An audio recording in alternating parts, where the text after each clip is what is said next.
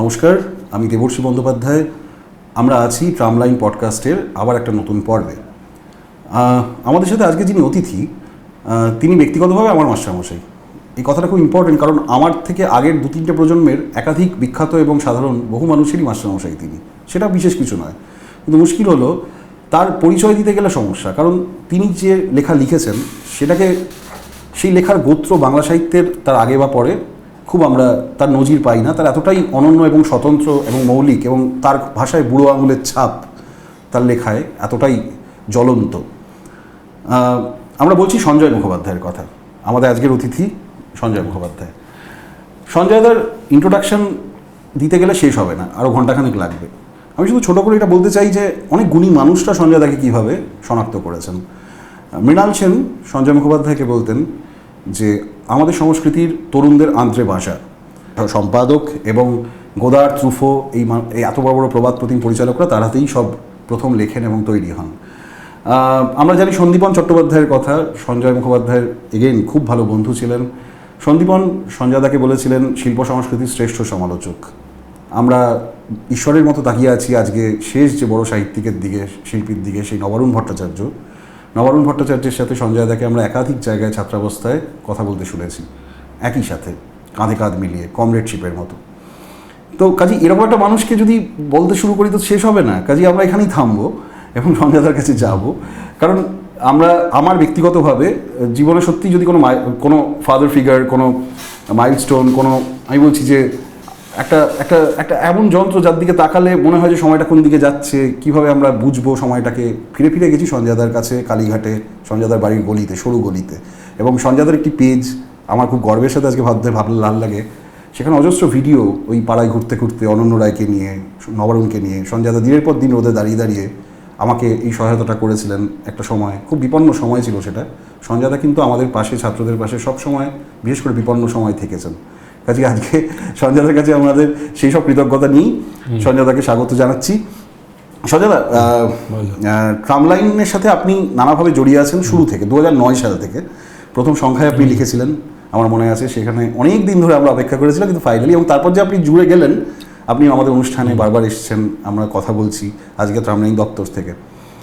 সঞ্জয়দা, এই আপনার লেখা নিয়ে আজকে আমরা একটু বেশি কথা বলতে চাই, কারণ আপনাকে যখনই আমি দেখেছি কেউ ইন্টারভিউ করতে আসে অন্যান্য বিষয় নিয়ে, সিনেমা তো বিশেষ করে, আরও নানা বিষয় চারপাশ নিয়ে কথা হয়, আমরা আপনার লেখাটা নিই। কারণ আমরা মনে করি যে আপনার লেখাটাই হয়তো আমাদের কাছে বিশেষ কারণ আপনার সাথে কথা বলার।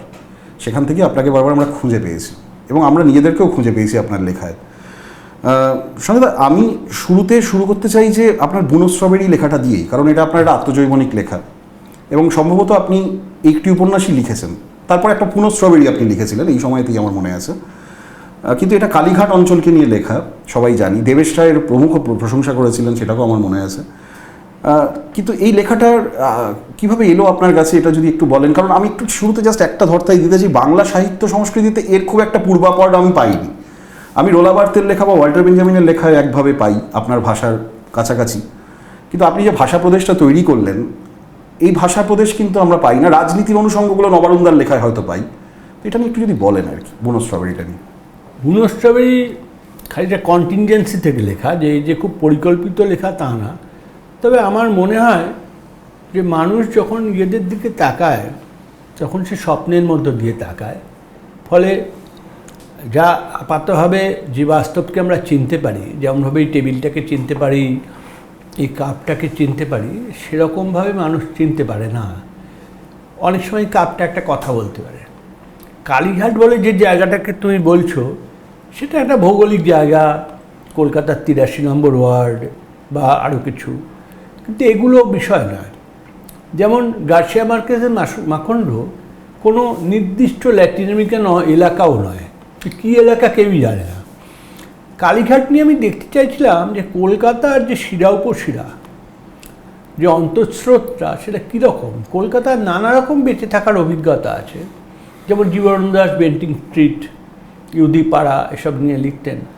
তো আমাদের এই কালীঘাটে যে জীবনের বেঁচে থাকার ভেতরকার গল্পগুলো, যেখানে ব্যঙ্গমা ব্যঙ্গমী আছেন, যেখানে প্যাঁচারা রাতে ডাকে, যেখানে মানুষ কয়েক হাজার বছর ধরে বেঁচে আছে, আমার মনে হয় কুরুক্ষেত্র দেখা যায়, এই যে জায়গাগুলো যেখানে আমি নিজেকে লোকেট করতে পারি, এবং বিখ্যাত লোকেদের সঙ্গে নয়, এবং কালীঘাটের লোকেদেরও আমি দেখেছি যে তারা অরহান পামুক বা গুন্টার গ্রাস এই জাতীয় লোক দেখলেও নার্ভাস হয় না।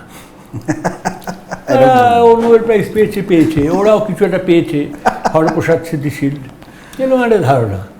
তো এই যে উদাসীনতা, এই উদাসীনতার মধ্য দিয়ে আমি এলাকাটাকে দেখছিলাম, এবং আমার মনে হয় মানুষের ইতিহাসে উদাসীনতারই ইতিহাস, অন্তত ভারতবর্ষে।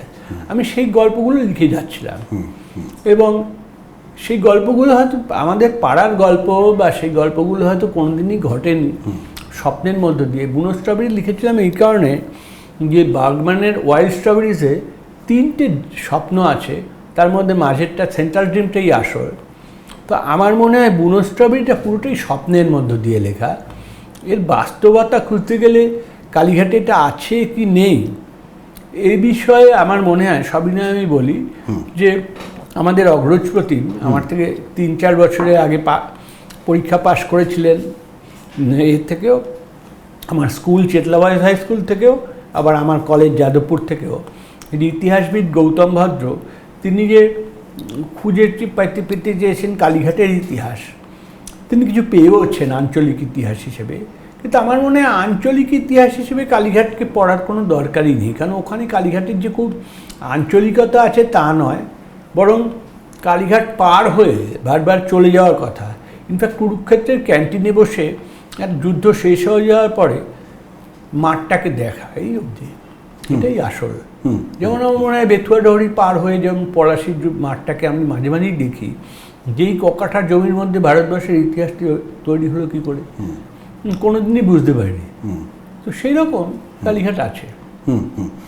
সজল, আপনি বললেন বটে যে কালীঘাটে কোনো বিখ্যাত লোক ইত্যাদি, কিন্তু আমরা আপনার লেখায় কিন্তু বারবার পেয়েছি যে রাসবিহারী মোড়েই আপনি কিন্তু পৃথিবীর শ্রেষ্ঠ মানুষদের মিট করেছেন। তারা নোবেল লরেট হতে পারে, তারা অস্কার উইনার হতে পারে, তার অদূরেই আমরা ফিল্ম ফেস্টিভ্যালের সূত্রে বাঙালি আপনাকে চেনে। আমি সেগুলোই যাচ্ছি না, তবে আপনি যেমন লাল দই খেতে আসতেন আলী আকবর খা, আপনার বিখ্যাত লেখা ঋত্বিক ঘটকের পড়ে থাকার কথা, নবানন্দার কথা, যেমন ক্যাফেগুলো, যেমন আমার মনে হয় কলকাতা আগে অনেক সভ্য ছিল। এই যে সত্যজিৎ রায় 11:30-12টা নাগাদ কালীঘাট আমাদের রাসবিহারীর মোড় থেকে তার সায়ার মতন ঘেরওয়ালা পায়জামা এবং পাঞ্জাবি পরে ফ্রন্টিয়ার কিনতেন, বা রাস্তার 2-1 সঙ্গে কথা বলে আবার বাড়ির দিকে হাঁটা দিতেন। তখন উনি লেক টেম্পল রোডে থাকেন, তখন এই বিষয়ে লিফটার রোডে আসেননি। এই যে দেখলাম, বা দেবব্রত বিশ্বাস থমকে আছেন লাল আলোতে, এবং পাশে একটা পানের দোকান, বরফের চাই, সেখানে তো একসঙ্গে 50টা পানের অর্ডার নিয়েছেন, সেই 50টা পান নিয়ে যাবেন, এবং অদূরেই বিষ্ণুদেব অপেক্ষা করছেন ট্রামের জন্য। তিনি থেমে বিষ্ণুদেবের সঙ্গে একটু কথা বললেন, কিন্তু তুমি যেভাবে বললে আলী আকবর খাঁ রুক্মিণীকান্ত ঘোষের দোকান থেকে লাল দই কিনে চলে যাচ্ছেন। আমরা সত্যি আমরা কিছু দেবতাদের চলাফেরা দেখেছি কালীঘাটে, এবং আমরা এই দেখে বুঝেছি যে মানুষ কত নশ্বর। আমার মনে হয়নি আলী আকবরকে দেখে যে আলী আকবর পদ্মশ্রী বা পদ্মভূষণ পাওয়ার জন্য উত্তেজিত, এবং সত্যজিৎ রায় জানেন যে তিনি ভেনিসের পুরস্কার পেয়েছিলেন। ঋত্বিক ঘটককে দেখতে একেবারেই মনে হতো না যে ইনি একজন ইতিহাস পুরুষ। ইনি যেভাবে শুয়ে থাকতেন চন্দ্রশেখর কুমার স্টোর্সের সিঁড়িতে, যে তুমি বললে নবারুণের সঙ্গে বা আমাদের সঙ্গে দেখা হতো অনন্যর সঙ্গে, তখন উনি যেভাবে কথা বলতেন, যেমন একটা কথা বিমল লিখেছে আমার মনে ছিল না, যে একদিন ঋত্বিক দা শুয়ে আছেন এবং ঋত্বিক দার সামনেই আমরা অনেক বড় বড় কথা বলছি, তো ঋত্বিক দা হঠাৎ তাকিয়েছেন। তখন আমরা ঈশ্বর পান করেছিলাম বলেই ঋত্বিক দাকেই বোঝাতে চাইছিলাম যে বুনুয়েলের ক্লোজআপের চাইতে ঋত্বিক দার ক্লোজআপ অনেক ইম্পর্টেন্ট। সেটা শুনে উনি খানিকটা থতমত খেয়ে বললেন, এখানে কচুরি পাওয়া যায়, তোমরা একটু কচুরি নিয়ে আসবে। তো তারপর কচুরি খেয়ে বললেন, তখন যখন আমরা আরও উত্তেজিত হয়ে বোঝাতে চাইছি যে আশিয়ান আদালুর ক্লোজআপের চাইতে সুবর্ণরেখার ক্লোজআপটাই গুরুত্বপূর্ণ, তিনি আবারও ঈষৎ হেসে বললেন যে কিন্তু কচুরিটা আরও গুরুত্বপূর্ণ ছিল এই সময় বর্ষগান। বাঙালি কি ছিল সেই, মানে সত্যি সঞ্জয়, আপনি ইদানিংকালে বাঙালিদের সংস্কৃতি নিয়ে অনেক লেখালেখি আনন্দবাজারে বা নানা জায়গায় লেখেন, ক্রিটিক করেই লেখেন, কিন্তু ভাবতে অবাক লাগে আপনি যে কথাটা বললেন এক্ষুনি, স্তব্ধ হয়ে যেতে হয়। মানে বাঙালির হাইটটা কোথায় ছিল আমি সেটা নিয়ে যাচ্ছি না, তবে আমি ফিরে যাচ্ছি যে এই যে কলকাতা শহরটা, মানে আপনার লেখায় ফিরে যাচ্ছি 70 দশক ও 4 জন কবি, আপনি অনেক আগে এদেরকে দেখেছিলেন, জয় গোস্বামীকে, রণজিৎ দাসকে, তুষার চৌধুরীকে, অনন্য রায়কে। এবং অনন্য রায়কে বাঙালি আপনার লেখা দিয়ে চিনেছে, এটা 1985 সালে, 85 সালের লেখা, এবং পরবর্তীকালে প্রত্যেকেই প্রভাত প্রতিম কবি হয়ে উঠেছেন আজকে। অনন্যর লেখা যেমন আমার মনে পড়ছে, আপনার তেমনি আমি এই যে সিনেমার প্রসঙ্গে আপনি যেমন লিখছেন, যখন যেই বাগম্যানকে নিয়ে ওরকম একটা লেখা বাংলা ভাষায় আপনার আগে বা পরে আর হয়নি বলে আমি মনে করি। তুমি যে কোনো লেখা, যেমন গোদারকে নিয়ে সন্ত্রস্ত প্রতিবেদন, ওই যে লেখা আর কি, ওই ভাষা কি মারাত্মক লেখা, মানে মাথা খুলি উড়ে যায় আর কি পড়তে পড়তে। এই ভাষা আপনি ধারাবাহিক লিখে চলেছেন। আপনাকে আমার বহুবার জিজ্ঞেস করতে ইচ্ছে করেছে সঞ্জয় দা, এই ভাষাটা আপনি কীভাবে তৈরি করেন? একটা মৌলিক ভাষা আজকে লেখকের বা কোনো শিল্পীর খুব দুর্লভ হয়ে উঠছে, আমাদের ভাষা হারিয়ে যাচ্ছে, আমাদের মাধ্যম বেড়ে গেছে, আমাদের ভাষা হারিয়ে যাচ্ছে। সেখানে দাঁড়িয়ে আপনার এই যে একটা বুড়ো আঙুলের ছাপ আপনি তৈরি করলেন, বা নবারুণদা বা অনন্য রায় তাদের মতো করে তৈরি করলেন, আপনি বলেছিলেন কবিদের সাথে মেশার ফল এটা, অর্থাৎ তুষার, অনন্য, ওদের বইগুলোর নাম দেখলেও আপনার লেখাগুলো, এটা যদি বলেন একটু আর কি। আসলে কি জানো, এই বাংলাই সম্ভবত একমাত্র ভাষা, বা তার সেই ভাষাকে যারা ব্যবহার করেন তারা মনে করেন ভাষা এক আর বক্তব্য আর এক। আমার লেখার বিরুদ্ধে একটা অভিযোগই হলো, এই লোকটা তো ভাষা নিয়ে কাজ করে। এটা হচ্ছে একজন রূপসীর ত্বক এবং তার হৃদয় আলাদা। যদি চামড়া তুলে নাও তাহলে যে দগদগে ঘাগুলো দেখবে তাতে আর মানুষ থাকে না। আসলে ভাষার সঙ্গে বক্তব্যের অঙ্গাঙ্গী সম্পর্ক। এই একই বৃক্ষ, গাছ, তরু, এগুলো তো তুমি যখন লিখছো তখন শব্দ তো তার মধ্যে ঢুকে যাচ্ছে। এটা তো একটা অনন্ত মিথুন পর্ব। ফলে তোমাকে যদি লিখতে হয় তাহলে তুমি ভাষা না ব্যবহার করলে বুঝতেই পারবে না। যেমন আমি ভাবছিলাম যে আমাদের সবার অগ্রজ, আমাদের উৎস, আমাদের পিতৃপ্রতিম মানুষ বঙ্কিমচন্দ্র চট্টোপাধ্যায়ের কথা। বঙ্কিমবাবু যখন শৈবলিনীর কথা লেখেন, বঙ্কিমবাবু যখন হীরার পাগলামির কথা লেখেন বিষবৃক্ষে, চন্দ্রশেখরের শৈবলিনী, আমি অবাক হয়ে ভাবি যে ফ্রয়েড তখনও আসেনও নি, ফ্রয়েডের কথা উনি জানতেনও না, জানার কথাও না, কারণ ফ্রয়েড পৃথিবীতে আসেননি। এই অবস্থায় এই যে শৈবলিনীর ডেলিরিয়াম, এই যে অবদমনের ফলে একটা মানুষ কী হতে পারে, তাকে উনি লিখছেন, যে তার কোনো প্যাথোলজিক্যাল বর্ণনা দিচ্ছেন না। উনি যে বর্ণনাটা দিচ্ছেন সেটা স্বপ্নের বর্ণনা।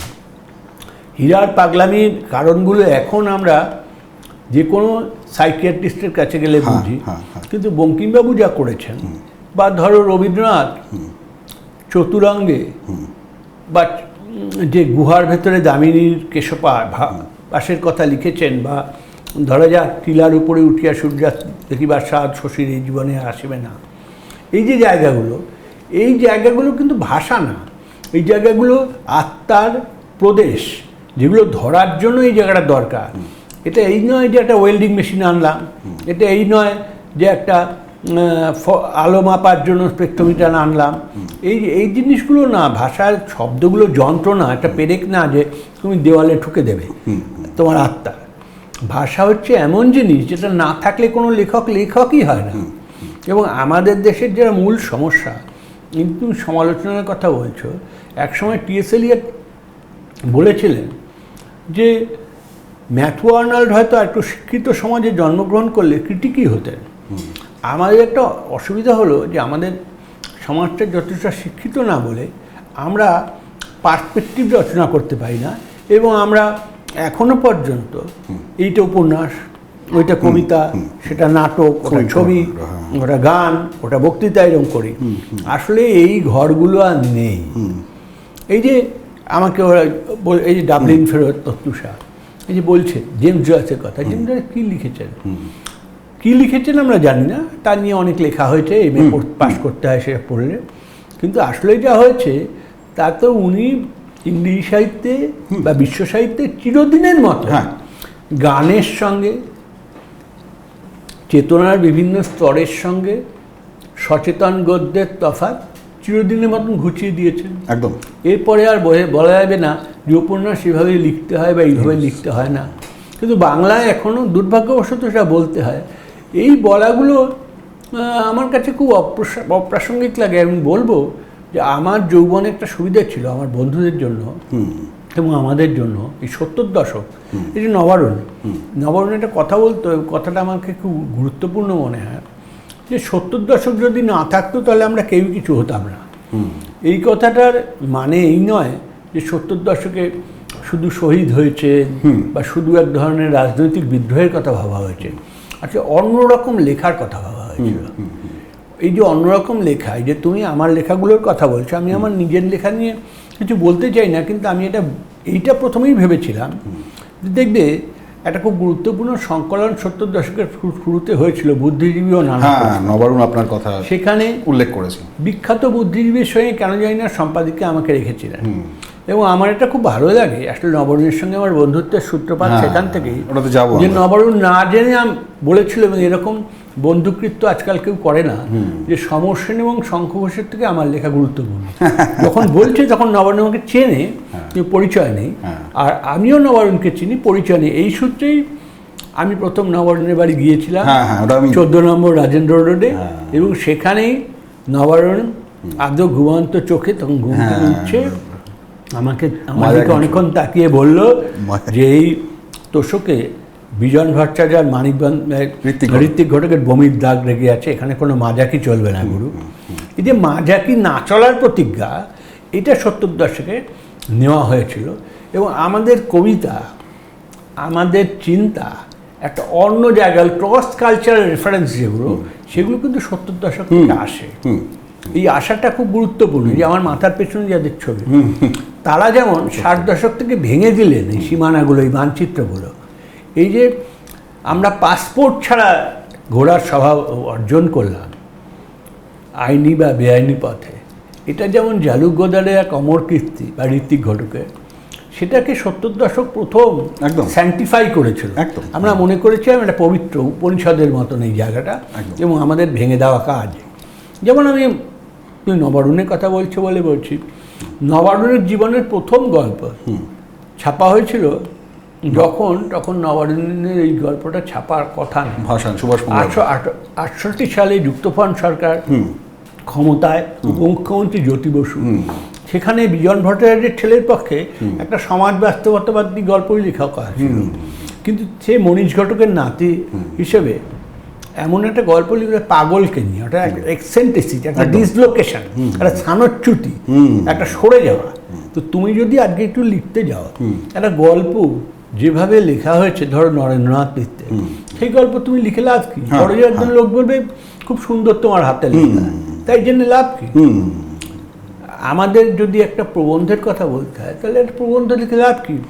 চণ্ডীদাস এরকমভাবে কবিতা লিখেছেন, তুমি চণ্ডীদাসের কবিতার যদি প্যারাফ্রেজ করো বা লেখো, তাতে লাভ কি? সবাই এমনিই চণ্ডীদাসকে বুঝেছে, তোমার একটা পাল্টা চণ্ডীদাসের মতন জায়গা করতে হবে। একদম। আর প্রতি প্রস্তাব, যেমন পিকাসোর গার্ল বিফোর এ মিরার, এটা কেন ইম্পর্টেন্ট ছবি?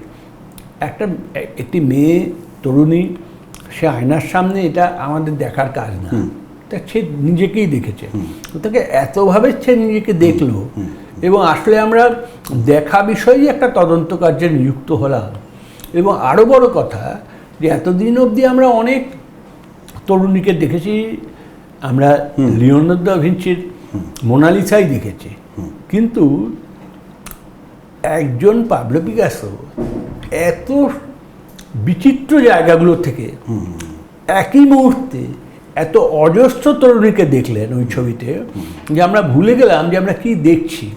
কেন্দ্র প্রথম পরিধির থেকে কম গুরুত্ব পেল। যদি আমার লেখা, এগুলো বললাম এই কারণে যে যদি আমার লেখার কথা আমাকে বলতে হয়, তাহলে প্রথম থেকেই আমার খেয়াল ছিল বা উচিত যে আমি যদি বঙ্কিমবাবুর ওপর লিখি, তাহলে বঙ্কিমবাবু আমার উপজীব্য হতে পারে। একদম একদম। আমি শুধু বঙ্কিমবাবুকে উপলক্ষ করে আমার কথাগুলো বলতে পারি। একদম একদম। সঞ্জয়দা, আজকে আমরা এটা খুব আশ্চর্য, নবারুণের প্রসঙ্গটা আপনার লেখা থেকে আমি একটু পড়বো। তার আগে এটা বলে রাখা ভালো যে আজকে আবার ঘটনাচক্রে অলৌকিক সমাপতন, ঋত্বিক ঘটকের প্রিয় শব্দ, যেটা আপনি বারবারই আমাদের বলেছেন বা জন্মদিন, মৃণাল সেনের জন্মদিন। মৃণালবাবুর কথায় আসবো। আমরা খুব কাছাকাছি আছি, রাসবিহারী মোড়ে আছি আমরা, অদূরেই আপনি চলে গেছেন অবশ্য গাঁজা পার্কে, নবারুণদার বাড়ি, তার কাছেই বেলতলা, আমরা যাবো একটু পরে।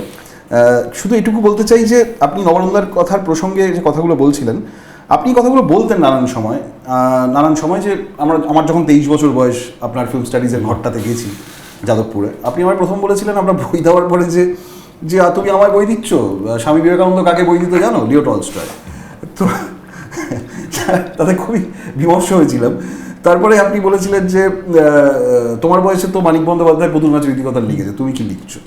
তো এগুলো তো একের পর এক চ্যালেঞ্জ হয়েছি দাঁড়ান সময়, এবং আমাদের জানার আগ্রহ বেড়ে গেছে। আমি জানি না আজকে কোনো মাস্টারমশাই এটা বলেন কিনা, কোন তার ছাত্রকে এইভাবে উস্কে দেন কিনা, কিন্তু আপনি চিরকালই উস্কে দিয়েছেন। এবং জারিবোবা যুদ্ধ, আমাদের লালাদারা যে কাগজটা করতো, ওটা বারবারই বলা হতো যে আপনাকে ঘিরে তরুণীরা থাকতো ফিল্ম ফেস্টিভ্যালে, এবং আপনি একটা ঋত্বিকের ধর্মাচরণ করে গেছেন আজীবন এতদিন ধরে। এবার বলতে অপেক্ষা রাখে না, বাঙালি মাত্রই জানে। কিন্তু আপনার এই জিমারি সংঘের জায়গাটা একটু আমরা আসবো আস্তে আস্তে। আপনারা যে ঘোষণা করেছিলেন 70 দশকে জিমারি সংঘ, আমার মনে হয় কি এটাতে যখন একজন লোক ধর সে ভাবছে তার অধিকার আছে, যেমন আমি বিষ্ণুদেরকে জিজ্ঞেস করেছিলাম যে আপনি জীবনানন্দ দাশের বিষয়ে তেমনভাবে লিখতে পারেননি কেন? এটা যে বিষ্ণুদেরকে জিজ্ঞেস করা যায় না। জ্ঞানপীঠ পুরস্কারপ্রাপ্ত একজন কবি একা বসে আছেন এবং তাকে এইরকম প্রশ্ন, অভাব্য প্রশ্ন করা উচিত না। এটা আমাদের সামাজিক গঠনের মধ্যে নেই। একদম একদম। কিন্তু আমি করেছিলাম, বিষ্ণুবাবু কিন্তু ধীরে উত্তর দিতে চাইছিলেন। এখন আমার মনে হয় এটা আমাদের পবিত্র কর্তব্য যে আমাদের শান্ত অগ্রজদের মূর্তিগুলো ভেঙে ফেলা। আমি যদি নাই প্রশ্ন করতে পারি তাহলে আমি কি বিষ্ণুদেরকে পড়ছি? বিষ্ণুদেব যদি বলেন যে রবীন্দ্র ব্যবসা নয় উত্তরাধিকার, ভেঙে ভেঙে চিরস্থায়ী জটায়ুর জাহ্নবীকে বাগি না বরং আমরা প্রাণের গঙ্গা খোলা রাখি, তাহলে আমার প্রাণের গঙ্গাটা কোথায়? আমরা কি শুধু হাঁটুমুড়ে বসবো 30-40-এর কবিদের মধ্যে? একদম। বরং আমাদের বলতে হবে যে কেন জীবনানন্দ দাশ অন্যরকম লিখেছে, অন্যরকম যে জায়গা, সেই জায়গাগুলো। যেমন এই লেখাগুলো, সব লেখাই যদি আগের লেখার মতন হয় তাহলে সেটাকে ভালো লেখা বলা যায়, কিন্তু অন্যরকম লেখা না। গোদার যে বড় পরিচালক হলেন তা এই জন্য না যে তিনি অসামান্য শিল্প করেছিলেন, তা এই জন্য যে তিনি পৃথিবীকে অন্যভাবে দেখাতে চেয়েছিলেন। একদম একদম একদম। এবং আপনি এই কথাটাও বলতেন যে মানে France will be saved by nobody, যে ভলতেয়ারের বিখ্যাত কথাটা আমার এখনো মনে হয় খুব জরুরি। আপনার সাথে নবরন্দর দেখাটা নিয়ে আপনি খুব সুন্দর একটা জায়গায় লিখছেন। নবরন্দ চলে যাওয়ার পরে আমরা এই সময়তে তখন আমরা এটা প্রকাশ করেছিলাম, আমার মনে আছে তোমার একটা জায়গায় আপনি লিখছেন, রাজেন্দ্র রোডে প্রথম দিনের আড্ডা, অদূরে বিজনবাবু দাঁত মাজছিলেন, আমি একটু থমকে দাঁড়াই, তোমার ছোট্ট ঘর, মায়াকস্কির ছবি, তুমি কপট গাম্ভীর্যে বলেছিলে এই তোষকে বিজন ভট্টাচার্য, ঋত্বিক ঘটকের বমির দাগ আছে, এখানে কোনো মাজাকি চলবে না গুরু। নবারুণ, আমরা তো মাজাকি ছাড়াই দেখতাম অবসন্ন ঋত্বিক চন্দ্রকুমার স্টোর্সের সিঁড়িতে এলিয়ে আছেন, আমরা দেখতাম জর্জ বিশ্বাস পানের দোকানে, তুমি বিষ্ণুদের বাড়ি থেকে এসে অনন্যর খোঁজ করতে। নবারুণ, আমরা তখন খোঁচরদের চিনতে পারতাম, ভিয়েতনাম ছিল, গিনিবিসাউ ছিল, চুল্লির প্রহরে আমরা আত্মা সেঁকে নিতে পারতাম। প্রত্যাখ্যান শব্দটা বলা হলেই মনে হতো মধুবাতা হৃদয়তে। প্রত্যাখ্যাত মানিক, ঋত্বিক, জীবনানন্দের নামে সমুদ্রের নোনা জল মধুগন্ধি হয়ে উঠত। আমাদের অন্তত বমি করার স্বাধীনতা ছিল নবারুণ। আজ পিস হ্যাভেনে তুমি ঘুমিয়ে থাকবে, কিন্তু সেখানেও পরিত্যক্তদের জন্য কোনো আলাদা কক্ষ নেই। এই সভ্যতা সবাইকেই অ্যাকোমোডেট করে, যারা চে গেভারা হতে চেয়েছিল তারা চাপরাশি হতে পেরেছে। নবারুণ, তোমার চলে যাওয়াই ভালো। আজ হোচিমিন শহরই জুড়ে শপিং মল। পড়ছি আর গায়ে কাটা দিচ্ছে, কারণ এসব লেখাগুলো মানে আপনাকে আমাদের সৌভাগ্য। সত্যি তো আমরা নগেন্দ্রনাথ রায়কে দেখলাম ফাঁসিতে চলে যেতে, আমরা না বলার স্বাধীনতা ছিল। এমনকি সত্যজিৎ রায়ও, তিনি আপাতভাবে অরাজনৈতিক শিল্পী, তিনিও প্রতিদ্বন্দ্বিতে বললেন যে ভিয়েতনাম হচ্ছে সবচেয়ে বড় ঘটনা, even important, more than important than landing in the moon. এই যে জায়গাগুলো, আমরা তো এই জায়গাগুলোর মধ্যে দিয়ে বেরিয়ে এসেছি। আমরা দেখেছি যে মৃণাল দা আমাকে একটা চমৎকার জিনিস বলেছিলেন যে ধরো আজকের যুগের প্রেম কি, প্রেম হচ্ছে বলে কোনোদিনই মৃণালদার ছবিটা করতে পারেননি। মৃণালদা বলছেন যে এরকম যদি হয় যে গঙ্গার পাড়ে, তখন সেকেন্ড হুগলি ব্রিজ হয়নি, একটি ছেলে আর একটি মেয়ে বসে আছে, হয়তো অল্প বৃষ্টি হয়ে গেছে, আগে প্রেমিকার আগে খবরের কাগজ নিয়ে ঘুরতো, কারণ মানে বসতে হতো, তো বসেছে, এবার তারা উঠবে, সন্ধ্যা হয়ে গেছে বলে উঠলো, দুজনেই একসঙ্গে উঠলো, তাদের পাছায় হ্যানয় মানে হোচিমিন সরণিতে নাপাম পড়ার সব, একদম একদম একদম। এই যে তাদের পশ্চাৎ দেশে নাপাম পড়ছে একটি তরুণ এবং তরুণী যারা বলছে আমি পথ বেঁধে দিল বন্ধনহীন গ্রন্থি, এইটাই তো আধুনিক যুগ। একদম একটা প্রস্তাব রাখা এবং তার প্রতি প্রস্তাব রাখা, এইটা 70 দশকের আন্তর্জাতিক চরিত্র। সোরবন বিশ্ববিদ্যালয়ে এই যে এরা যেসব টি শার্টগুলো পরে ঝরে, open the door of asylum present, এই যে সভ্যতাগুলো, ডোন্ট বিলিভ এনিবডি ওভার 30, এই সব কথাগুলো আমরা বলেছিলাম। আসলে এই অবিশ্বাস এবং নাস্তিক্য থেকেই আমরা ভেবেছিলাম যে আমাদের ইতিহাসকে অস্বীকার করতে হবে। কারণ এই যে মৃণাল সেন বলছেন আজকে তার জন্মদিন, 1000 বছর ধরে এই যে বিশ্বাসঘাতকতার ইতিহাস, এইটাকে অস্বীকার করতে হবে। 70 দশকের ঐতিহাসিক গুরুত্ব হচ্ছে যে 70 দশক এই অস্বীকার করার জায়গাটাকে নিম্নরেখ করেছিল, আন্ডারলাইন করেছিল। পেরেছে কি পারেনি অন্য কথা। যেমন আজকে 70 দশকের যে বিখ্যাত লোক যারা সব ফিল্ডে, তারা হয়তো অনেকেই একটি বিপ্লবী তার সোনারূপও ভালোবেসেছিল। তারা সল্টটেকে এবং লেক টাউনে দুটো ফ্ল্যাট করে, তাদের 18 ডিগ্রি সেলসিয়াসের ওপরে নিচে এসি না থাকলে তাদের মনে হয় যথেষ্ট গরম। তারা হাস্যকরভাবে সিঙ্গেল মল্ট হুইস্কি খাওয়ার বর্ণনা করে, ঠিক আছে। কিন্তু এক সময় যারা দুটো বুলেটের ফাঁক দিয়ে এই দুই পার হয়ে যেত, আমরা তো সেই যুগের লোক। এবং আমাদের মনে হয় এখনও দুটো শব্দের মধ্য দিয়ে ফাঁক হয়ে যাওয়ার অগ্নুৎপাতের সম্ভাবনা আবিষ্কার করার জন্য ঈশ্বর লেখকদের পাঠায়, এবং লেখকদের সেই কাজটাই কাজ, অন্য কোনো কাজ হতে পারে না। অসামান্য বললেন সঞ্জয়দা। আমি জানতে চাই যে মানে আপনি তো একটা মানে এই যে ভাষার কথা হচ্ছে, আপনার লেখার কথা বারবার হচ্ছে, আমরা একটু তাতেই থাকতে চাইছি সচেতনভাবে, আপনার অন্য পরিচয়গুলো যাতে সবাই আপনাকে চেনে আমরা যেতে চাইছি না।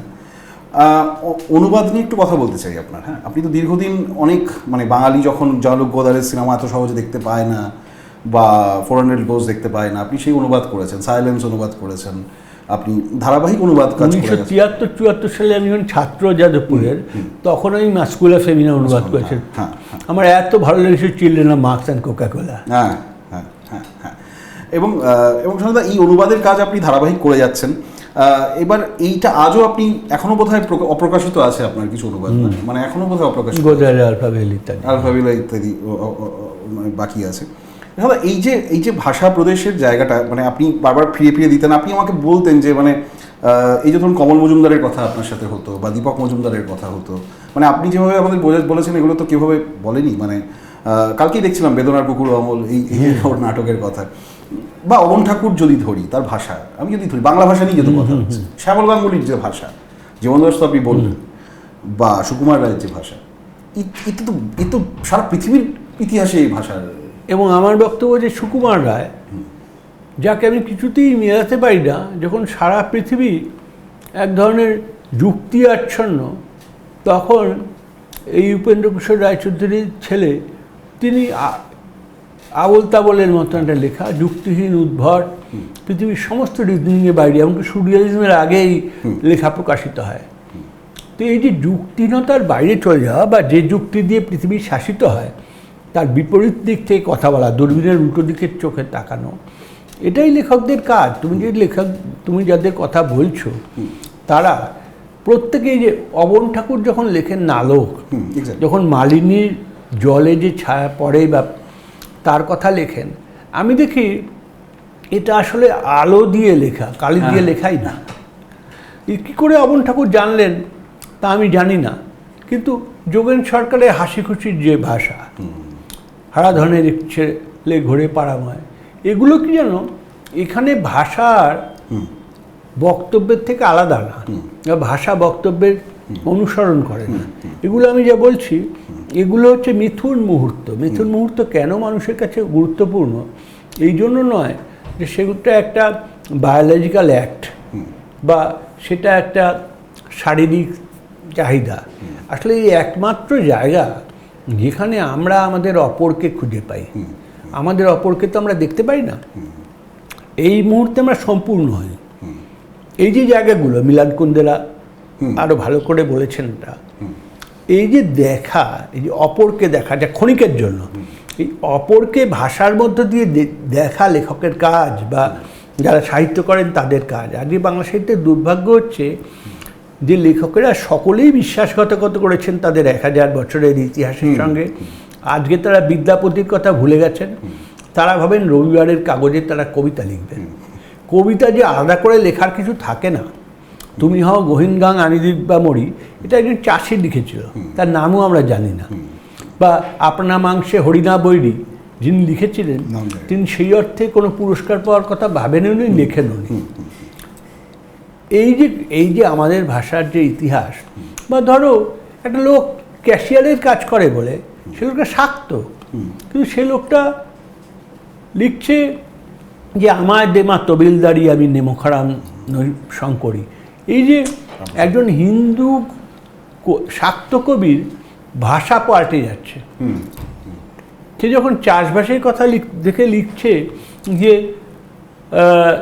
এমন মানব জমিন রইলপতিত আবাদ করলে ফলতো সোনা, এখান থেকে যে দার্শনিকতায় চলে যাচ্ছে মাঠ থেকে, এর থেকে বড় কৃষি বিপ্লব হয় না। এইটাই কৃষি বিপ্লব। বা ধরুন একজন কবিতা কীভাবে ব্যবহার করবে, ধরা যাক সলিল চৌধুরী, যিনি 1952 সালে লিখছেন পথে এবার নামো সাথী পথেই হবে পথ চেনা, যেগুলো আমাদের বামপন্থীরা গাইতে গাইতে ক্লিশে করে দিয়েছেন, আর শুনতেই ইচ্ছে করে না, আর পথেই বেরোতে ইচ্ছে করে না, আমাদের মানে ঘরেই থাকে। তো তিনি 1962 সালে ঠিক 10 বছর পরে লিখছেন যে পথ হারাবো বলি এবার পথে নেমেছি, সোজা পথের ধাঁধায় আমি অনেক ধেঁধেছি। এখন এই যে লেখাটা লিখছেন, এর সঙ্গে কমিউনিস্ট পার্টির আন্দোলনের যোগ আছে। কেউ যদি কমিউনিস্ট পার্টির আন্দোলনকে খেয়াল করে তাহলে বুঝবে যে কমিউনিস্ট পার্টির ভেতরকার একজন লোক আসলে এক ধরনের আত্মসমালোচনা এবং ইতিহাস পথিক হিসেবে এই কাজগুলো করছে। একদম সেইটাই তো লেখকের কাজ। লেখক যদি তার চিন্তাকে ভাষার সঙ্গে একেবারে জুড়ে না দিতে পারেন, তাহলে তিনি লিখবেন কেন? কিন্তু আমরা ছোটোবেলা ক্লাস 4 এসে লিখতাম, যাতে মাস্টারমশাই বলতেন বা তোর ভাষার জ্ঞান তো ভালো, ঠিক আছে 5 আর হাফ দেওয়া হলো ভাষার জন্য, 5.5। দাদা আমি আপনার লেখা নিয়ে কথা হচ্ছে, আমি আবার আপনার লেখা থেকে এগেন মানে একটু পড়তে চাই। আমার মনে হয় অনেকে যারা জানেন না আজকের প্রজন্মে, তাদের এই বইগুলো তো আমাদের ধর্মগ্রন্থের মতো, তাদের সাথে একটু ভাগ করতে চাইছি আসলে। যে ঋত্বিকতন্ত্র, যেটা আজকে প্রায় ইতিহাস প্রবাদ সঞ্জয় দার নামের সাথে একেবারে মানে সমনাম হয়ে গেছে, তাতে একটা জায়গায় সঞ্জয় দা এভাবে লিখছেন যে দাউ দাউ করে উঠতে ইচ্ছে ছিল তার রুশ, চীন, কিউবা সমস্ত বিপ্লবের স্তনাগ্র চূড়ায়, নতুন দুগ্ধের উল্লাসে নবীন পৃথিবীর জন্য। এরপর বিপ্লবীরা সোনা রূপার দোকানে চলে যায়। স্যানফ্রাইজড মধ্যবিত্ত এবং অ্যান ফ্রাঞ্চের প্রয়োগ, ভিয়েতনাম ও বাঁকুড়ার ঘোড়া এবং ইত্যাদি দেখতে দেখতে শান্তিপূর্ণ পিস্তল চর্চার অব্যাহত প্রবাহে মার্ক্সবাদ মহেন্দ্র দত্তের ছাতার মতোই ব্যবহৃত হচ্ছে। একথা জানবার পর তিনি শ্রী ঋত্বিক কুমার ঘটক একদা মন্তব্য করেন, দেশটি ক্রমশই ইতরের দেশ হয়ে দাঁড়াচ্ছে, আর কোনো সৎশিল্পীর নিজের দেশকে ইতর বলে দেখানো উচিত নয়, ব্যাপারটা অধার্মিক।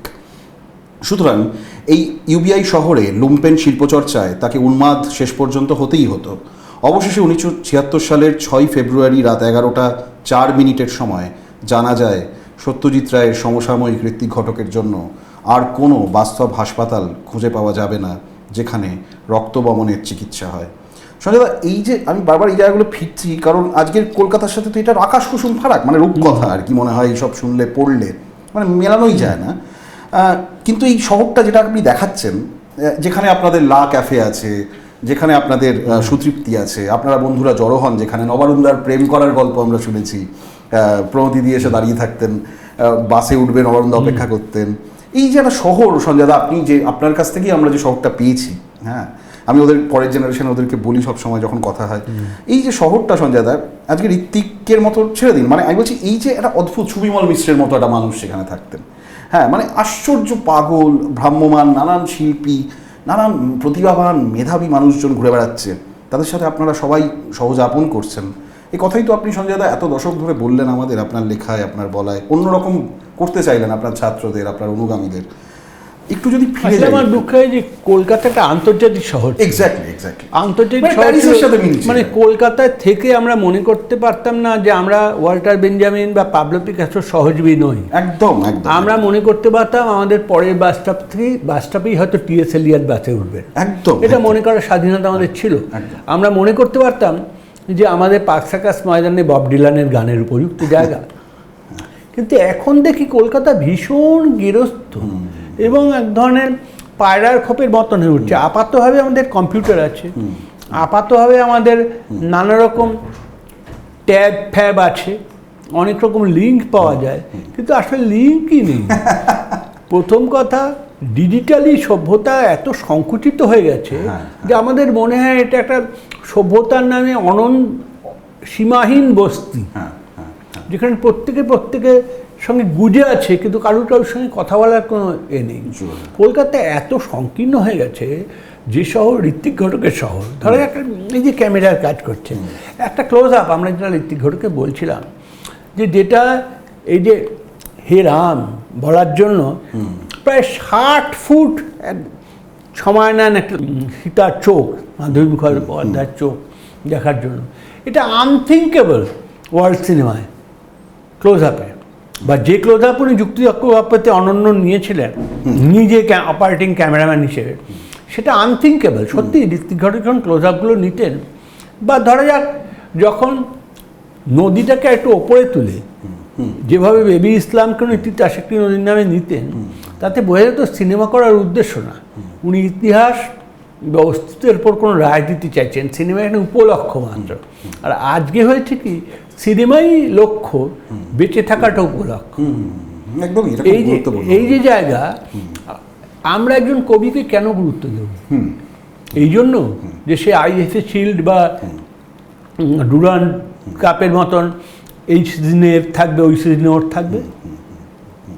কবি একদম যে কোনোদিন এইসব আইএফএ শিল্ড খেলবে, ডুরান্ড কাপ খেলবে, ওয়ার্ল্ড কাপ খেলবে, শেয়ার বাজারে লাফালাফি করবে, তার যে খেয়াল থাকবে কে প্রধানমন্ত্রী আর কে মুখ্যমন্ত্রী, আমরা জানতাম না। রবীন্দ্রনাথের অহংকার ছিল, জগতের মাঝে আমি কেহ নই, আমি শুধু এক কবি।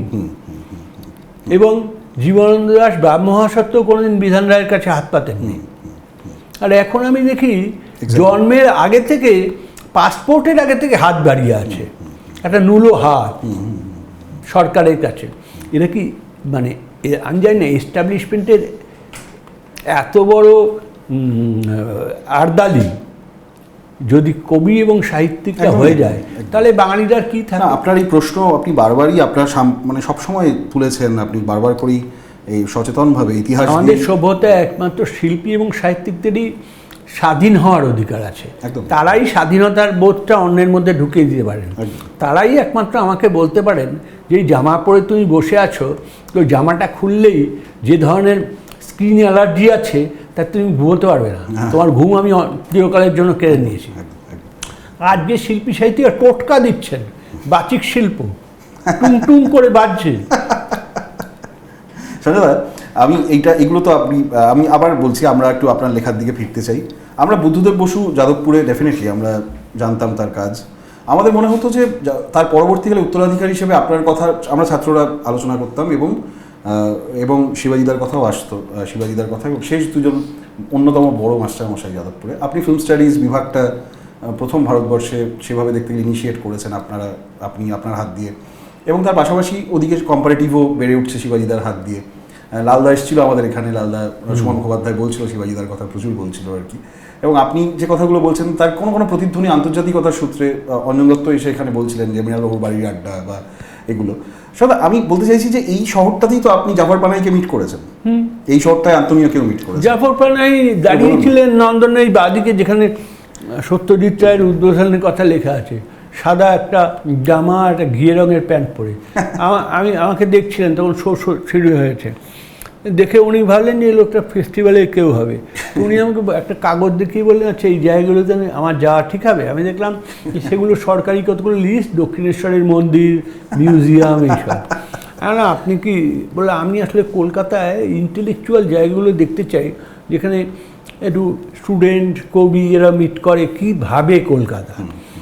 তো এই যে আমি জানতামই না, উনি সেই বছরই ওই ফুড ভেন্ডারদের নিয়ে যে ছবিটা, ওই সুইগির দুর্দান্ত ছবি তখন তৈরি করছিলেন। এখানে আমরা ফার্নান্দো সোলানাসের সঙ্গে আমার কথা হয়েছে, আমি টাইমস অফ ইন্ডিয়ার জন্য ইন্টারভিউ নিয়েছি, এই চুল্লির প্রহর, আবার ফার্নান্স যা বলছে। আন্তনিওনিকে আমরা দেখেছি, এবং সে কি দেখা, যে একটু বৃষ্টি পড়ছে, হুইল চেয়ারে আন্তনিওনি যাচ্ছেন, এবং সত্যজিৎ আর্কাইভ দেখে যদি উনি তখন একদম ভেজিটেবল, স্ট্রোক হয়ে গেছে, উনি কিছু দেখতে পান না। এবং ফার্নান্দেজ সোলানাস তখন চুল ব্লিচ করা দাঁড়িয়েছিলেন এই কোণে, উনি লিটারালি নন্দনের সিঁড়ি ভেজা শুধু আন্তোনিওনিকে ক্লোজে দেখবেন বলে দৌড় মারলেন। এই যে দেবতাদের পদচারণা নন্দনে হতো, এই যে আমরা এত বড় বড় এদের দেখতাম, জানুসি ঠানুসি সবাইকেই দেখতাম, কিরকম ছোট হয়ে গেল, কীরকম 12 ঘর এক উঠোন হয়ে গেল। এইটা আমার খুব খারাপ লাগে যে এই যে বর্ধমানে মেমারির ধান ক্ষেতের মতন একটা জায়গা ছিল কলকাতা শহর, যেখানে তুমি যে কোনো সময় গেটের সঙ্গে কথা বলতে পারতে। তোমার পাশের বাড়ির প্রতিবেশী ছিল গার্সিয়া মার্কেজ, তার সঙ্গে তোমার সকালবেলা দাঁত মাজার সময় কথাবার্তা হতো। তুমি লোরকার সঙ্গে একটা জয়েন্ট টুর্নামেন্টে যেতে পারতে। সেই শহর ছোট হতে হতে হতে হতে এমন হলো যে রানাঘাট বিধানসভা কেন্দ্র। এটা তো হওয়া উচিত ছিল না। একটি বই এর সূত্রে সঞ্জয় দাকে সাক্ষাৎকার নিয়েছিলাম, তাতে সঞ্জয় দা এক জায়গায় বলছেন, আমি বাঙাল বাড়ির ছেলে, আমার বাবা সকালে উঠে উপনিষদ পাঠ করতেন না, সাধারণ মধ্যবিত্ত বাড়ির ছেলে আমি, পড়াশোনা করতে হতো, আমার স্কুলে কবিরা পড়াতেন, শিক্ষক ছিলেন দীনেশ দাস, পবিত্র মুখোপাধ্যায়রা। ছাত্রাবস্থায় রোজই দেখতাম বন্ধ হচ্ছে, স্থায়িত্বের অস্থায়িত্বের সময় সেটা, কোনো সরকারই 6 মাসের বেশি টেকে না, যুক্তফ্রন্ট সরকার, নকশাল আন্দোলন ইত্যাদি ইত্যাদি ঘটে চলেছে। একটা যুগ আসলে অস্বীকৃতির মধ্যে দিয়ে যাচ্ছিল, আমি তার একটা অতি ছোট উপাদান মাত্র। সারা দুনিয়াই তখন অস্থির, স্লোগান উঠছে সোরবন থেকে যাদবপুর, আন্দোলনের একই সুর। আন্তোনিওনির জাবরিস্কি পয়েন্টে বার্কলে ক্যাম্পাস দেখছি আমরা। মাও সেতুংয়ের চীনেও সাংস্কৃতিক বিপ্লবের একটা জায়গা ছিল। এই যুগের সন্তান হওয়ায় কারোই জীবনে স্থিতি থাকতে পারে না। আমি ভালো ছাত্র ছিলাম, কারণ তখন তো আজকের মতো পাড়ায় পাড়ায় ইঞ্জিনিয়ারিং কলেজ ছিল না। আমি সেই যুগের ইলেকট্রিক্যাল ইঞ্জিনিয়ারিংয়ের ছাত্র ছিলাম। আমার যে খুব একটা ভাল লাগতো সেটা পড়তে, সেটা নয়। এরই মধ্যে দুদিন যাদবপুরে এসে ঋত্বিক ঘটক ভাষণ দিলেন। আমরা তারপর মনে হলো আমাদের সিনেমা আসলে হলের বাইরেই হয়। আমাদের মনে হলো সংস্কৃতি বলে যা চলছে তার বিপক্ষটাই আসলে সংস্কৃতি। সত্যজিৎ রায়ও যখন শহরের ছবি বানাচ্ছিলেন, তার ভেতরে সন্দেহটা কিন্তু দানা বাঁধছিল। ঋত্বিকের মধ্যে দিয়ে আমরা একটা না বলার দুনিয়াকে খুঁজে পাই ধীরে ধীরে। আমাদের অন্যান্য আইকনরাও না বলার জন্য বিখ্যাত, সে জীবন্ত দাস হোক বা ঋত্বিক বা মানিক, যার নামই করা হোক। তাদের ছবি বা উপন্যাস বা কবিতা বাংলা সাহিত্যের মূল ধারার থেকে অনেক দূরে। এই দূরত্ব একটা যুগকে অনুপ্রেরণা দিয়েছিল। এই যুগটা ঘাড় বেঁকিয়ে পুরনো যুগকে বিদ্রূপ করে। এই বিদ্রূপেই যাদের জন্ম, তারাই শেষ 60 ও 70-এর সন্তান। আমার লেখার যে প্রসঙ্গটা বলা হলো, অর্থাৎ সমালোচনা, সেটাও সেখান থেকেই আসছে। তো সঞ্জয় দা, আমি একটু বলতে চাই যে এই প্রসঙ্গে আপনার বড় হওয়া, আপনার শহরের কথা হচ্ছিল। আপনি বলছিলেন প্রসঙ্গক্রমে যে গান্ধীজির বেলেঘাটাতে থাকার গল্প, আপনি বলছিলেন যে রবীন্দ্রনাথকে দেখা বাঙালির, এবং মৃণাল সেনের ওই বক্তব্যটা যে যারা রবীন্দ্রনাথকে দেখেছেন এবং দেখেননি, আপনার থেকেই আমরা শুনেছিলাম। একটু যদি বলেন সেটা।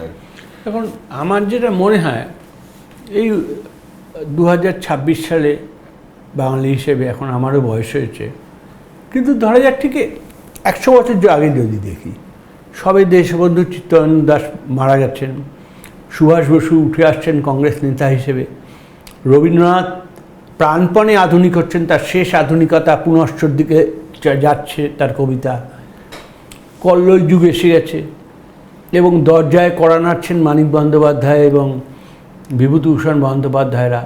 এই যে যুগ, এখন আমার কাছে কীরকম এটা থিয়েটার অফ দি অ্যাবসার্ড মনে হয়।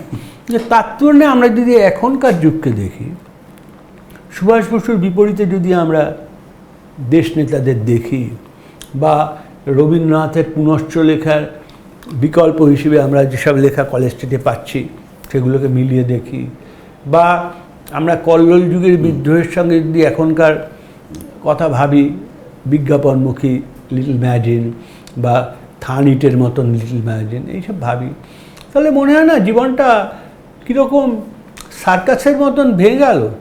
এই যে মৃণাল সেন, আজকে তার জন্মদিন, আমাকে বলেছিলেন একবার যে বাঙালিরা শেষ পর্যন্ত দুভাগে বিভক্ত, একদল যারা রবীন্দ্রনাথকে দেখেছেন, আরেক দল যারা রবীন্দ্রনাথকে দেখেননি। ধরে আমার মনে হচ্ছে যে যে জোড়াসাঁকো বা গাড়ি থেকে বেরিয়ে একটা গাড়ি মহাজাতি সদন অবধি গেল, এবং সেখানে খুব ঝুঁকে থাকা একজন মানুষকে সুভাষ বসু, কংগ্রেস সভাপতি, ঢুকিয়ে নিচ্ছেন, এই যে মুহূর্ত, এই মুহূর্তটা বাঙালির জীবন থেকে চিরদিন চলে গেছে। বাঙালির ম্যাগনানিমিটি, উচ্চতা, মাউন্ট এভারেস্ট এবং কাঞ্চনজঙ্ঘা আর কোনোদিন দেখতে পাবে না। তারা বড় জোর হাইরাইজ বা বিল্ডিং দেখতে পাবে ময়দানের ওপর তোলা, যেখানে কোনো প্রাক্তন ক্রিকেটার একটা ফ্লোর দখল করে আছেন। এর বেশি কিছু আর বাঙালির দেখার নেই।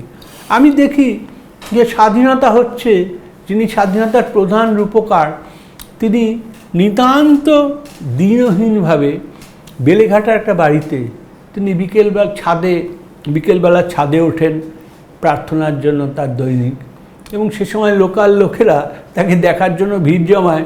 সেখানে বাদামওয়ালারা এসে যায়, ওরা বাদাম দেখতে দেখতে গান্ধীজিকে দেখে। এই যে যারা বাদাম খেতে খেতে গান্ধীজিকে দেখে, তারা আসলে কাশীবাসীরা, তারা বিশ্বনাথকেই দেখতে পেত। বেলেঘাটার আলো ছায়ার কাছে যারা থাকে তারা দেখতে পেত গান্ধীজিকে। আমরা কাকে দেখব? আমাদের অন্ধত্ব তো ধৃতরাষ্ট্রের থেকেও মারাত্মক। আমরা আর কাউকে কোনোদিন দেখবো বলে মনে হয় না। এই অনন্ত অন্ধকারে ডুবে যেতে যেতে মনে হয় যে আমাদের তো কিছু করার ছিল। আমরা তো কিছু না বলেছিলাম, এবং আমরা তো দেখেছিলাম মাত্র 8টা ছবির মধ্যে দিয়ে ঋত্বিক ঘটক কী করে সেলুলয়েডের সমস্ত সীমা অস্বীকার করেন। আমরা তো দেখেছিলাম যে জীবনানন্দ দাশ কীভাবে লেখেন হাইড্র্যান্ট খুঁড়ে দিয়ে কুষ্ঠরোগী চেটে নেয় জল, অথবা সে হাইড্র্যান্ট হয়তো বা গিয়েছিল ফেসে, যেটা ইমার্জেন্সির সময় পর্যন্ত আমার একজন আত্মীয় সেন্সার করতেন, কালিদাস ভট্টাচার্য, একজন সরকারি অফিসার। তিনি এই লেখাটা কেটে দিলেন, কারণ এইসব লেখা নাকি উন্নয়নের বিপক্ষে। আক্ষরিক অর্থে বলছি, জীবনানন্দ দাশ সেন্সার্ড হয়েছিলেন। আমরা এমন যুগ দেখেছি যে জন্য এখনকার যুগটাকে আমাদের কিছু মনে হয় না। যে যখন বিধির বাঁধন কাটবে তুমি এমন শক্তিমান, তুমি কি এমন শক্তিমান, গানটা আকাশবাণীতে নিষিদ্ধ হয়ে গেল। আমি নিজে দাঁড়িয়ে দেখেছি এরকম সম্ভাবনা, যে জন্য এখনও মনে হয় বেঁচে থাকতে ইচ্ছে হয়। এই যে অল্প বয়সী বাচ্চারা দাঁড়িয়ে আছে, এদের মুখের দিকে দেখতে ইচ্ছে হয়। কিন্তু তখন ইমার্জেন্সি সবে ডিক্লেয়ার্ড হয়েছে, তার 2-3 দিন বাদে আমার কিছু করার থাকতো না বলে আমি অনেক সময় আমাদের বাড়ির কাছে বলেও ন্যাশনাল লাইব্রেরিতে হেঁটে চলে যেতাম। হয়েছে কি, ন্যাশনাল লাইব্রেরিতে এখন হেঁটে সিঁড়ি দিয়ে উঠছি, আমাকে দুজন কর্মী বলে দাঁড়িয়ে যান। ঠিক দেখবে ন্যাশনাল লাইব্রেরিতে ঢুকলেই মূল বাড়িতে একটা বিরাট গান্ধীজির উদ্ধৃতি, যে আমার ঘর বাড়ি মুক্ত চিন্তার সপক্ষে গান্ধীজি বলছেন। সেইটাকে সে যুগের সরকারি কর্মীরা অধিকর্তার নির্দেশে নামিয়ে লুকিয়ে রাখছে, অর্থাৎ গান্ধীজিকে পর্যন্ত নিষিদ্ধ করে দিচ্ছে একটা বেটে খর্বকায় প্রতিদ্বন্দ্বী সভ্যতা। ভারতবর্ষের আত্মাকে তারা নিষিদ্ধ করছে। আজকেও আমরা সেরকম একটা জায়গায় এসে দাঁড়িয়েছি। কিন্তু তখনকার জায়গায় যেমন দেখেছিলাম যে এটা ওই মৃত্যুর নিপুণ শিল্প বিকীর্ণ আধারে, তেমনি আমার মনে হয় এখনও এরকম একটা গহন মৃত্যুর মধ্যে আমরা কিছুদিন, সাপ যেমন হাইবারনেশনে থাকে, তেমনিভাবে একটা জাতি ঘুমের মধ্যে আছে। একদিন আমরা ঘুম থেকে জেগে উঠতে পারবো, এবং ভারতবর্ষের ইতিহাসে এত তাড়াতাড়ি ফুরিয়ে যাওয়ার কথা নয়। চণ্ডাশোক একদিন ধর্মাশোকে রূপান্তরিত হয়েছিল। এই যে নাজিমুদ্দিন আউলিয়া আলাউদ্দিন খানের জন্য, আলাউদ্দিন খিলজির জন্য বলেছিলেন দিল্লি হামিন্দুরাস্ত। ক্ষমতা সম্পন্ন সম্রাটটাকে খুন করার সিদ্ধান্ত নিয়েছিলেন। সেই দিনহীন সন্ন্যাসী তার শিষ্যদের বলেছিলেন দিল্লি হামিন্দুরাস্ত। সকালবেলায় গুজরাট সফর শেষে আলাউদ্দিন খিলজি দিল্লিতে প্রবেশ করছেন উন্মুক্ত তরবারি হাতে। ওই সন্ন্যাসীকে কেটে তারপর সিংহাসনে বসবেন। হঠাৎ তিনি ঘোড়া থেকে পড়ে গেলেন স্ট্রোকে। দিল্লি গেটের সামনে আলাউদ্দিন খিলজির পতন হলো। দিল্লি হামিন্দুরাস্ত। এখনও সভ্যতার সম্ভাবনা আছে বলেই আমার না। সে তো সঞ্জয় দা, আপনারা একদম শেষ জায়গায় এসছে। আপনি এই অন্ধকারের মধ্যেই তো আমরা আপনাকে খুঁজে পাচ্ছি। মানে সেটাই তো আমাদের বেঁচে থাকার কারণ। আমাদের আপনাদের মতো মানুষরাই তো আমাদের বাংলা ভাষা এবং এই শহরের সত্যি মানে বেঁচে থাকার উপযুক্ত একটা জায়গা। আপনাকে তো আমরা ছুঁতে পাচ্ছি। আপনারা আছেন, এখনও আপনারা আছেন সংখ্যালঘু। আমরা কিন্তু গর্বিত সংখ্যালঘু। এগেন আমরা গর্বিত সংখ্যালঘু। যে কবিতা তুমি পড়ছো সেই কবিতা না, বাংলা ভাষার যে মূল কবিতা, সেগুলো একদিন না একদিন আমাদের হাতে আসবেই। সেই উপন্যাস আমাদের হাতে আসবেই। একদম একদম হাজার হাজার বছরের আমাদের ইতিহাস। শোনা, আমি একটু আবার যে কনটেক্সটে আমরা ছিলাম শেষ জায়গাটা একদম চলে এসেছি। যে এটা অনেকে জানে না, এইগুলো বলা উচিত, যে আপনারা মহাকালের সাথে আমাদের তর্ক করতে শিখিয়েছিলেন সঞ্জয় মুখোপাধ্যায়, এবং তার ছাত্ররা এটা বলেই থাকে যে আমরা বড় বড় মানুষদের সাথে যে কথা বলতে পারি, তাদের যে প্রশ্ন করার অধিকার আছে, সেটা যে করাই যায়, তাদের পুজো করতে হবে না, সেটা কিন্তু আমরা সঞ্জয়দার কাছ থেকে শিখেছি। সঞ্জয়দা যেমন সত্যজিৎ রায়ের সাথে তর্ক করেছিলেন, এবং সত্যজিৎ রায় কিছুটা রুষ্টই হয়েছিলেন সঞ্জয়দার একটি সমালোচনা দেশ পত্রিকায় পড়ে।